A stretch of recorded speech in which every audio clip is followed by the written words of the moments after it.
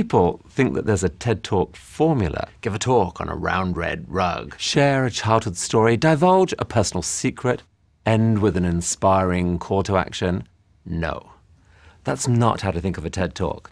In fact, if you overuse those devices, you're just going to come across as cliched or emotionally manipulative. But there is one thing that all great TED Talks have in common, and I would like to share that thing with you. Because over the past 12 years, I've had a ringside seat listening to many hundreds of amazing TED speakers like these. I've helped them prepare their talks for prime time and learned directly from them their secrets of what makes for a great talk. And even though these speakers and their topics all seem completely different, they actually do have one key common ingredient. And it's this. Your number one task as a speaker is to transfer into your listeners' minds an extraordinary gift, a strange and beautiful object that we call an idea.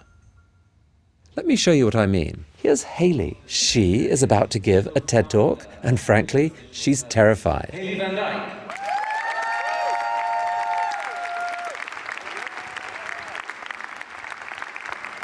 Over the course of 18 minutes, 1,200 people, many of whom have never seen each other before, are finding that their brains are starting to sync with Hayley's brain and with each other. They're literally beginning to exhibit the same brainwave patterns. And I don't just mean that they're feeling the same emotions. There's something even more startling happening.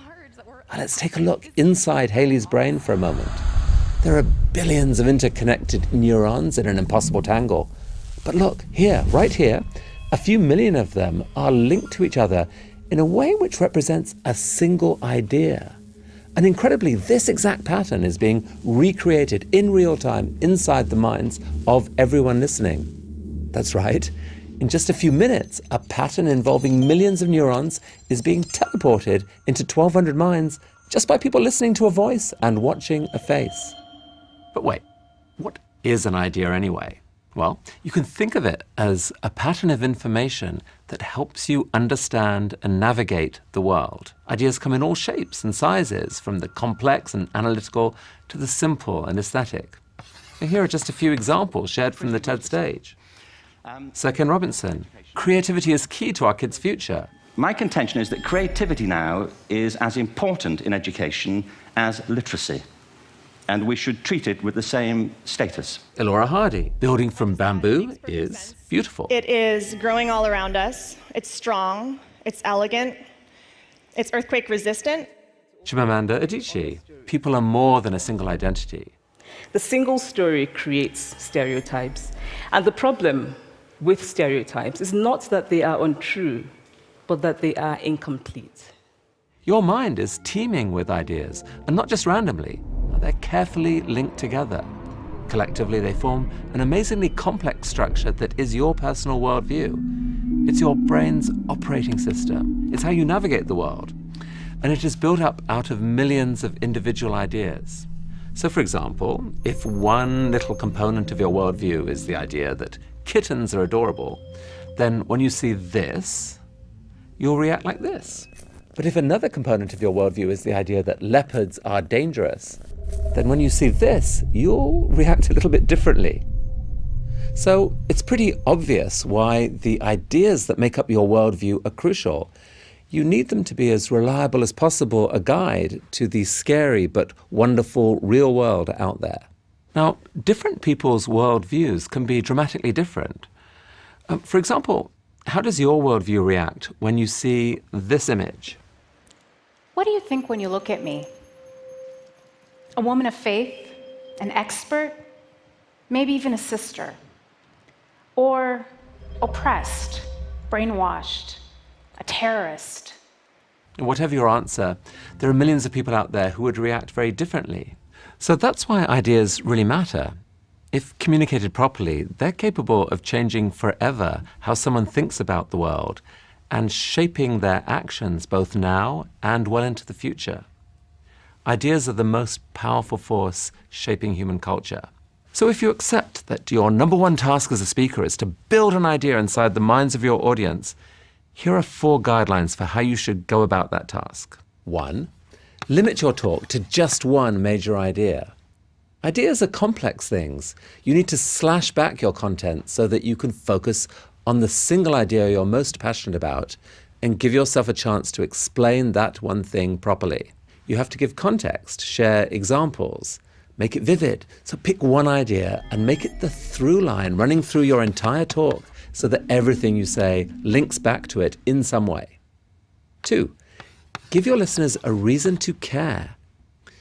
Before you can start building things inside the minds of your audience, you have to get their permission to welcome you in. And the main tool to achieve that? Curiosity. Stir your audience's curiosity.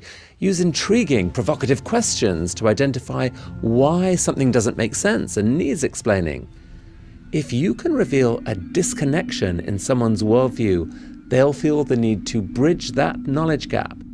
And once you've sparked that desire, it will be so much easier to start building your idea. 3, build your idea, piece by piece, out of concepts that your audience already understands. You use the power of language to weave together concepts that already exist in your listeners' minds, but not your language, their language. You start where they are.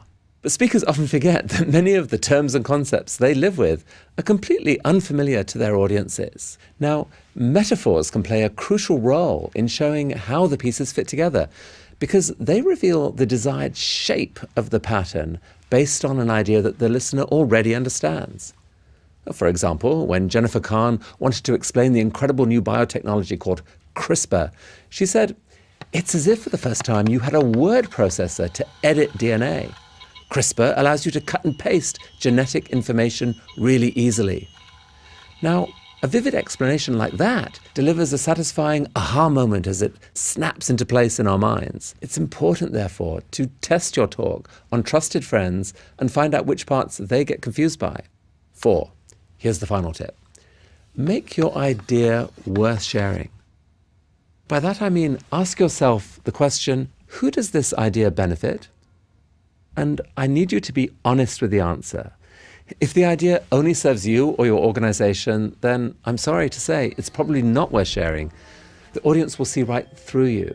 But if you believe that the idea has the potential to brighten up someone else's day, or change someone else's perspective for the better, or inspire someone to do something differently, then you have the core ingredient to a truly great talk, one that can be a gift to them and to all of us.